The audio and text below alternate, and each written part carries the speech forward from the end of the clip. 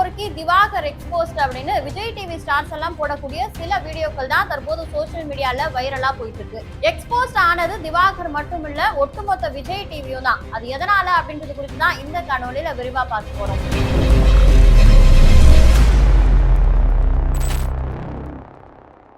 திறன்பேசி நேயர்களுக்கு வணக்கம். நான் உங்கள் பவித்ரா சிவகுமார். இவரோட ஆழ் மனசுல புகுந்து யாரோ இவர் தான் பெரிய நடிகர் அப்படின்னு நம்ப வச்சதுனால தான் சிறந்த நடிகர், திறமையான நடிகர் அப்படின்னு சொல்லி வலம் வரக்கூடியவர் தான் வாட்டர்மெலன் ஸ்டார்னு சொல்லப்படுற திவாகர். இவரை சுற்றி ஏற்கனவே பல சர்ச்சைகள் சுழந்துட்டு இருக்க சூழ்நிலையில இவரு குக்கு வித் கோமாளியில ஒரு கோமாளியா என்ட்ரி ஆகுறாரு. அந்த ஷோவுல கோமாளியா இருக்கக்கூடிய புகழாகட்டும், இல்ல புது ஆங்கரா வந்திருக்கக்கூடிய மாகாப்பா, அப்புறம் பிக் பாஸ் பிரபலமான கானா வினோத், இவங்க 3 பேரும் சேர்ந்து தன்னை தாக்கியதாகவும் இரும்பு ராடால அடிச்சாங்க அப்படின்னு சொல்லிட்டு சில தினங்களுக்கு முன்னாடி திவாகர் நசரத்பேட்டை காவல் நிலையத்துல ஒரு புகாரை கொடுத்திருந்தாரு. அந்த புகார் கொடுக்க போன சமயத்துல தன்னோட கால்ல அடிபட்டிருக்கு, இதை இரும்பு ராடால தாக்கிய காயம் அப்படின்னு சொல்லிட்டு சில காயத்தெல்லாம் காமிச்சாங்க. அது எப்படி இருக்கு அப்படின்னு பாத்தீங்கன்னா, ஏதோ எறும்பு கடிச்சா போலயோ கொசு கடிச்சா போலயோ தான் இருக்கு. அது இரும்பு ராடால தாக்கிய காயமா அப்படின்றதே பலருக்கும் பல கேள்விகளை எழுப்பி இருந்தது. இல்ல திவாகர் போய் சொல்றாரா, இல்ல ஸ்டார்ஸ், அந்த விஜய் டிவி ஸ்டார்ஸ் போய் சொல்றாங்களா அப்படின்ற நிறைய கேள்விகளுக்கு மத்தியில ஏப்ரல் 14ஆம் தேதி தமிழ் புத்தாண்டான அன்னைக்கு இந்த திவாகர் கொடுத்த புகாரின் அடிப்படையில மாகாப்பா ஆனந்த், புகழ், அப்புறம் கானா வினோத் இவங்களை எல்லாரையுமே விசாரணைக்காக நசரத்பேட்டை காவல் நிலையத்துல கூப்பிட்டிருந்தாங்க. அதுக்காக போனவங்க அந்த விசாரணையை முடிச்சுட்டு வெளியே வரும்பொழுது ஒரு செய்தியாளர் சந்திப்பு நடத்துறாங்க. அதுல மாகாப்பானந்த் பல விஷயங்களை பகிர்ந்துகிட்டாரு. அதுல அவர் என்ன சொல்றாருன்னா, இந்த தமிழ் புத்தாண்டான இன்னைக்கு இந்த நல்ல நாள்ல கூட இந்த மாதிரி போலீஸ் ஸ்டேஷன்ல நிக்கணும்னு என்னோட தலையெழுத்து, இந்த கர்மம் பிடிச்ச விஷயத்துக்காக இந்த மாதிரி ஆளுங்களை எல்லாம் வளர்த்து விட்டதான் நம்ம பண்ண பெரிய தப்பு அப்படின்ற மாதிரி எல்லாம் பேசியிருந்தாரு. யாரு வளர்த்து விட்டாங்க? நீங்க பணியாற்றக்கூடிய விஜய் டிவி தான் அவரை பெரிய அளவுல வளர்த்து விட்டாங்க. நம்ம பண்ண பெரிய தப்பு அப்படின்றத தாண்டி விஜய் டிவி செய்த பெரிய தப்பு அப்படின்றதையும் அந்த இடத்துல அவர் விளக்கமா சொல்லி இருக்கலாம். ஏன்னா முதல்ல அவருக்கு பிக் பாஸ்ல வாய்ப்பு கொடுத்ததும் விஜய் டிவி தான். இப்ப இப்படி ஒரு பிரச்சனையை உருவாக்கி இருக்கக்கூடிய குக்கு வித் கோமாளில அவருக்கு வாய்ப்பு கொடுத்து அந்த இடத்துல நிக்க வச்சதும் விஜய் டிவி தான். சோ நம்ம பண்ண பெரிய தப்பு அப்படின்றத மாகாப்பானது அங்க சொல்லாம விஜய் டிவி பண்ண பெரிய தப்பு அப்படின்னு அந்த இடத்துல குறிப்பிட்டு பேசியிருக்கலாம். இதுல குறிப்பா பார்க்க வேண்டிய விஷயம் என்னன்னா, கொஞ்சம் மாதங்களுக்கு முன்னாடிதான் திரை பிரபலங்கள், அதாவது சூரிய சார் எவ்வளவு கஷ்டப்பட்டு சினி இண்டஸ்ட்ரிக்குள்ள வந்திருப்பாங்க அப்படின்னு தெரியும். சூர்யா சார் ஒரு பெரிய நடிகருடைய வாரிசாக இருந்தாலும் அவரு எவ்வளவு ஸ்ட்ரகிள்ஸ் எல்லாம் தாண்டி இப்போ ஒரு உச்சபட்ச நடிகரா இருக்காரு அப்படின்றதெல்லாம் எல்லாருக்கும் தெரியும். இந்த மாதிரி கஷ்டப்பட்டு தன்னோட திறமையால வளர்ந்து வந்த நம்மளுடைய திரை பிரபலங்களை கூட இவங்கெல்லாம் நான் செய்யற வேலையை செய்ய முடியுமா, இவங்க இப்படி வந்தாங்க அப்படி வந்தாங்கன்னு அவங்களுடைய திறமையை குறைத்து மதிப்பிடும் வகையில திவாகர் பல விஷயங்களை பேசியிருந்தாரு.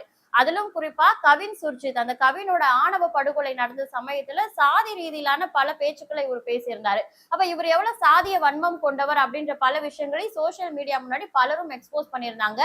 இந்த சர்ச்சைகள், இவரோட உண்மை பின்பம் வெளியே வரக்கூடிய இந்த சூழல்ல தான் இவரை கூப்பிட்டு பிக் பாஸ்ல ஒரு வாய்ப்பு கொடுத்தாங்க விஜய் டிவி. சரி, ஒரு வாட்டி வாய்ப்பு கொடுத்தீங்க, அவர் ஃபெமிலியரா இருக்காரு, ஒரு சர்ச்சையை உருவாக்கி இருந்தாலும் மக்கள் மத்தியில ட்ரெண்ட் ஆகிட்டு இருக்காரு அப்படின்னு சொல்லி ஒரு வாய்ப்பு கொடுத்தீங்க. ஆனா அந்த வாய்ப்பையும் அவர் சரியா பயன்படுத்திக்கல. அதிலும் அவரோட நடத்தை தப்பா இருக்கு அப்படின்னு சொல்லி அவரை எலிமினேட் பண்ணி வெளியே அனுப்புனீங்க. அப்படி வெளியே அனுப்புனவர் மீண்டும் போய் திருந்தாம இது போன்ற விஷயங்களை தான் திருப்பி ரிப்பீட் பண்ணிட்டே இருக்காரு. அப்படி இருக்கவரை மீண்டும் கூப்பிட்டு இப்போ CWCல ஒரு வாய்ப்பை கொடுத்து அவரை என்கரேஜ் பண்ணிட்டு இருக்கிறதே முழுக்க விஜய் டிவி தானே தவிர இதுல மக்கள் பண்ற தப்பு அப்படின்னு மாகாப்பா சொல்றது எந்த விதத்துல சரி அப்படின்னு தெரியல. சரி, இப்படி எல்லாம் பேசிட்டு இருந்த மாகாப்பான இன்னொரு ஒரு விஷயத்த சொல்றாரு. என்னன்னா, அவரை அடிச்சது எதற்காக அப்படின்னா, அவர் அந்த செட்ல, CWC செட்ல பெண்கள் கிட்ட தவறா நடந்துகிட்டாரு. ஒரு பெண்ணை ஒரு பெண் நடிகை அவங்களுடைய கணவர் இருக்கும் பொழுது சக போட்டியாளரை அவங்க மேல கை போட்டு தவறா நடந்துகிட்டாரு. அதை தட்டி கேட்ட போனப்போ வாக்குவாதமாகிதான் இந்த சண்டை ஆரம்பிச்சு அப்படின்ற மாதிரி பல விஷயங்களை சொன்னாரு. அந்த பெண் யாருன்ற கேள்வி பலருக்கும் இருந்தது. அதற்கு ஒரு 2 நாள் கழிச்சு அறந்தாங்கி நிஷா இருக்காங்கல்ல, விஜய் டிவியின் புகழ் அறந்தாங்கி நிஷா, அவங்க ஒரு வீடியோ கொடுக்குறாங்க. என்னன்னா, மாகாப்பா ஆனந்த் குறிப்பிட்ட அந்த பெண் நான் தான், என்னுடைய கணவர் இருக்கும் பொழுதுதான் என்னோட தோல் மேல அவர் கை போட்டாரு, இதை தட்டி கேட்டதுக்குதான் இந்த வாக்குவாதம் சண்டையா மாறுச்சு அப்படின்னு அறந்தாங்கி நிஷா ஒரு விஷயத்த சொல்றாங்க. இந்த வாட்டர்மெலன் திவாகர் அறந்தாங்கி நிஷாவோட தோல்ல கை போடும் பொழுது அதை அவங்க கணவர் தட்டி கேட்கும் பொழுது, இவ்வளவு நேரம் நீ கை போட்டிருந்தால கொஞ்ச நேரம் நான் கை போடுறேன் அப்படின்ற மாதிரி ஏதோ தவறுதலா வார்த்தையை விட்டதாகவும் சொல்லப்படுது. அதன் காரணமா தான் அந்த கைகலப்பு ஏற்பட்டிருக்கு. சரி, விஷயம் இவ்வளவு சீரியஸா போயிட்டு இருக்கு அப்படின்றது தெரியும் பொழுது இவங்களே அந்த இடத்துல மாகாப்பா ஆனந்த் குறித்து அந்த திவாகர் நிறைய விஷயங்களை ஊடகங்கள் முன்னாடி சொன்னாரு.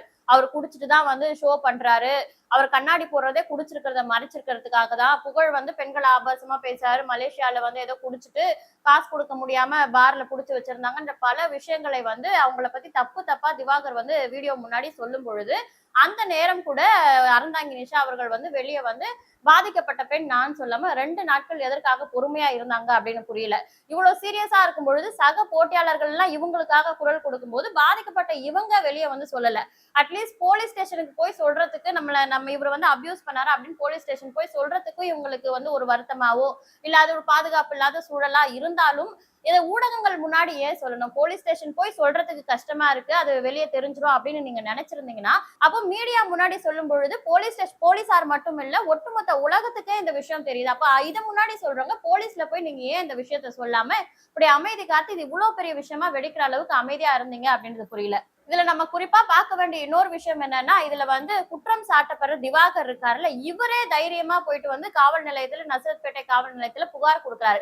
அவர் சொல்றது உண்மையோ பொய்யோ, அவர் அடிச்சாங்களோ இல்லையோ அது அப்பாற்பட்ட விஷயம். அதற்கு முன்னாடி வாலண்டரியா இவரே போய் ஒரு புகார கொடுக்குறாரு. ஆனா பாதிக்கப்பட்டதா சொல்லப்படுற இந்த ஸ்டார்ஸ் எல்லாமே ஏன் வந்து புகார் கொடுக்காம இருக்காங்க? அவரை வந்து அவர் அவ்வளவு தூரம் போற வரைக்கும் ஏன் விட்டு வச்சிருந்தாங்க அப்படின்னு தெரியல.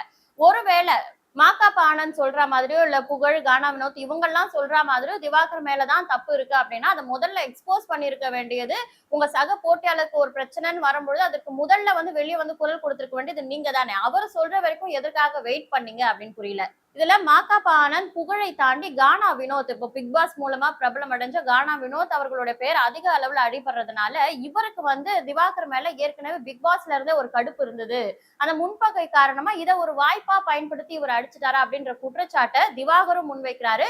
திவாகருக்கு ஆதரவா பேசக்கூடிய பலரும் சோசியல் மீடியால முன்வைக்கிறாங்க. சக போட்டியாளருக்கு ஒரு பிரச்சனை, பெண்களுக்கு ஒரு பிரச்சனைன்னு வரும்பொழுது கானா வினோத் குரல் கொடுக்கிறது உண்மையிலே பாராட்டத்தக்க ஒரு விஷயம் தான். ஒரு வட சென்னை ஏழை குடும்பத்துல பிறந்து இவ்வளவு பெரிய உயரத்தை அவர் அடைஞ்சிருக்கிறது ஒரு சாதாரணமான விஷயம் கிடையாது. அது மிகப்பெரிய பாராட்டத்தக்க விஷயம் அப்படின்றதுல யாருக்குமே எந்த மாற்று கருத்துமே கிடையாது. ஆனா இப்போ ஒரு பெண்களுக்கு அச்சுறுத்தல் அப்படின்னும் பொழுது குரல் கொடுக்கக்கூடிய கானா வினோத் அவர்கள் ஒரு சில வருடங்களுக்கு முன்னாடி ஒரு 3 வருடங்களுக்கு முன்னாடி பாத்தீங்கன்னா அவருடைய நெருங்கிய நண்பரான டோலாக் ஜெகன் இருக்காரு. அவர் வந்து புது வண்ணாரப்பேட்டையில ஒரு ஷேர் ஆட்டோல பயணிச்சுட்டு இருக்கும் பொழுது கஞ்சா போதையில அந்த ஷேர் ஆட்டோல ஏறிய ஒரு பள்ளி மாணவியிடம் வந்து பாலியல் சீண்டல்ல ஈடுபட்டு போக்சோ வழக்குல கைது செய்யப்பட்டு 2 வருஷம் சிறையில இருந்துட்டு வந்தாரு. அதற்கு அந்த சமயத்துல கானா வினோத் அவர்கள் ஏதாவது பேசியிருக்காங்களா, குரல் கொடுத்திருக்காங்களான்னு பார்த்தா கிடையாது. இப்போ இதற்கும் சொல்லலாம், இப்போ இருக்க மாதிரி புகழ் வெளிச்சமோ இந்த பிக் பாஸ் பிரபலம்னா அப்ப கிடையாதுல்ல. அப்ப அவர் கண்டனம் தெரிவிச்சு என்ன ஆக போகுது அப்படின்னு சொன்னாலும் பிக் பாஸ் மூலமா பிரபலம் அடையல அப்படின்னாலும் அவர் சார்ந்த அந்த துறை இருக்குல்ல, அந்த பாடல் துறை, கானா பாட்டு பாடுறது ஆகட்டும் இல்ல திரையில வந்து அந்த பாடல்களை பாடுவதன் மூலமாகவும் அவர் துறையில பிரபலமா தான் இருந்தாரு. அதன் மூலமா இப்போ வந்து பிக் பாஸ்க்கு வந்ததுக்கு அப்புறமா நாங்க போதைப் பொருள் சார்ந்த பாடல்களை பாட மாட்டோம் அப்படின்னு அவருக்கு ஒரு சங்கம் இருக்கிறதே இப்பதான் தெரியுது. கானா பாடகர்களுக்கு சங்கம் இருக்கிறது. அந்த சங்கத்தை கூப்பிட்டு இந்த மாதிரி நாங்க பாட மாட்டோம், இந்த விஷயத்தெல்லாம் ஊக்குவிக்க மாட்டோம் அப்படின்னு பேசுறவங்க அப்போ டோலாக் ஜெகன் மீது இது போன்ற ஒரு போக்சோ வழக்கு எழும் பொழுது இது போன்று செய்யறது ரொம்ப தப்பு, நம்மளுடைய துறைக்கு இது அவமதிப்பை ஏற்படுத்தக்கூடிய விஷயமா இருக்குன்னு ஒரு குரல் கொடுத்திருக்கலாமே, ஒரு கண்டனம் தெரிவிச்சிருக்கலாமே அப்படின்றத ஒரு வருத்தத்துக்குரிய விஷயமா இருக்கு.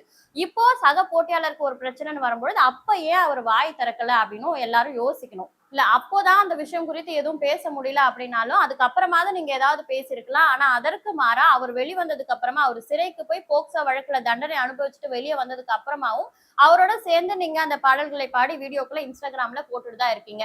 இதற்கு இவ்வளவு உணர்ச்சி வசப்படக்கூடிய நீங்க அதுல ஏன் எந்தவித கருத்துமே தெரிவிக்கல அப்படின்றது பலருக்கும் பலவித கேள்விகளை எழுப்புது. ரொம்ப அடிமட்டத்துல இருந்து மேல வந்த நீங்க உங்களுடைய பகுதியில உங்களை சார்ந்த ஒரு நபராலே ஒரு பிரச்சனை ஏற்படும் பொழுது அதற்கு குரல் கொடுக்காம இது போன்ற ஆல்ரெடி சமூகத்தால வந்து இவங்க பண்ணக்கூடிய விஷயங்களை மக்கள் வந்து புறக்கணிச்சுட்டே தான் இருக்காங்க.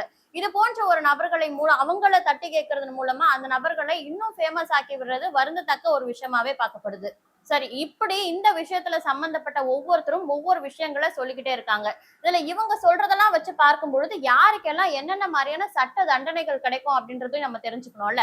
முதல்ல இந்த வாட்டர்மெலன் ஸ்டார் திவாகர் சொல்றது போல மாகாபா ஆனந்தும் அவரை சார்ந்த அந்த புகழ், கானா வினோத் இவங்கெல்லாம் சேர்ந்து அந்த திவாகரை இரும்பு ராடால அடிச்சிருந்தா, ஒருவேளை இவர் சொல்றது உண்மையாக இருந்து போலீஸ் விசாரணையில அது தெரிய வந்தா இவங்களுக்கு என்ன மாதிரியான தண்டனை கிடைக்கும் அப்படின்னு பாத்தீங்கன்னா பாரத் நியாய சங்கேதா பிஎன்எஸ் சொல்லப்படுற புது விதிகளின்படி 118 விதியின் கீழே இவங்களுக்கு உயிருக்கு சேதம் விளைவிக்கும் நோக்கில் ஆபத்தான ஆயுதங்களால் தாக்கிய பிரிவுல 3 வருஷம் சிறை தண்டனை கிடைக்க வாய்ப்பு இருக்கு. அப்படி இல்லாம இவங்க மாகாப்பா ஆனந்த், விஜய் டிவி ஸ்டார்ஸ் எல்லாம் சொல்ற மாதிரி இவங்க வந்து திவாகர் தான் பெண்கள் மீது ஆபாசமான ஒரு பாலியல் சிண்டல்ல ஈடுபட்டிருக்காரு, அபியூஸா நடந்திருக்காரு அப்படின்னு பார்த்தோம்னா இவருக்கு பிஎன்எஸ் ஆக்ட்ல 75, 74 பதிவாக வாய்ப்பு இருக்கு. அது மட்டும் இல்லாம பாதிக்கப்பட்ட நபர்களே வந்து ஆமா இவர் பண்ணது உண்மைதான் அப்படின்னு ஒத்துக்கிட்டாங்க அப்படின்னா இவருக்கு 5 வருஷம் வரைக்கும் ஜெயில் தண்டனை கிடைக்கிறதுக்கு வாய்ப்பு இருக்கு. அது இல்லாம திவாகர் வந்து ஒரு பொய் வழக்கு சொல்றாரு. இப்போ மாகாபா ஆனந்த் இவங்க எல்லாம் சொல்றது உண்மையா இருக்கு, பொய் வழக்கு சொல்லி இவர் வந்து புகார் கொடுத்திருக்காரு திவாகர் அப்படின்றது உறுதிப்படுத்தப்பட்டால் மாகாபா ஆனந்த், புகழ், கானா வினோத் இவங்க எல்லாம் சேர்ந்து டெஃபமேஷன் கேஸ் வந்து திவாகர் மேல போடலாம். மான நஷ்ட வழக்குன்னு சொல்லப்படுற இந்த வழக்குல திவாகருக்கு 2 வருஷம் ஜெயில் தண்டனை கிடைக்கிறதுக்கான வாய்ப்பு இருக்கு பிஎன்எஸ் 356 அடிப்படையில. அதுக்கப்புறமா இப்போ சமீபத்துல ஒரு வீடியோ வைரல் ஆச்சு. அது என்னன்னா ப்ரோவோக்னு சொல்லப்படுற ஒரு யூடியூப் சேனல்ல பேட்டி கொடுக்க போன திவாகர் வந்து அங்க இருக்கக்கூடிய அந்த ஆங்கர்ஸோட சண்டை போட்டு அங்க கேமராவெல்லாம் உடைச்ச அந்த ஒரு வீடியோவை நம்ம பார்த்திருந்தோம். இந்த வீடியோ வெளிவந்துச்சுல இதற்கு இந்த சம்பவத்திற்கு வழக்கு பதியணும், இவர் மேல நடவடிக்கை எடுக்கணும் அப்படின்னு சொல்லி அந்த யூடியூப் சேனல் தரப்புல இவர் மீது புகார் கொடுக்கப்பட்டிருந்தால் அப்பவும் இவருக்கு அதன் அடிப்படையில கடுமையான தண்டனை கிடைக்கிறதுக்கான வாய்ப்புகளும் இருக்கு. இந்த விஷயத்துல எனக்கு தெரிஞ்ச பல கருத்துக்களை உங்களோட பகிர்ந்துகிட்டேன். இதுல யார் மேல தப்பு இருக்கு, யார் மேல தவறு இருக்கு அப்படின்னு உங்களுக்கு தெரிஞ்ச கருத்துக்களை கமெண்ட்ல சொல்லுங்க. இதே போன்ற மற்றும் ஒரு பதிவில் சந்திக்கிறேன். அதுவரை உங்களிடமிருந்து விடை பெறுவது பவித்ரா சிவகுமார்.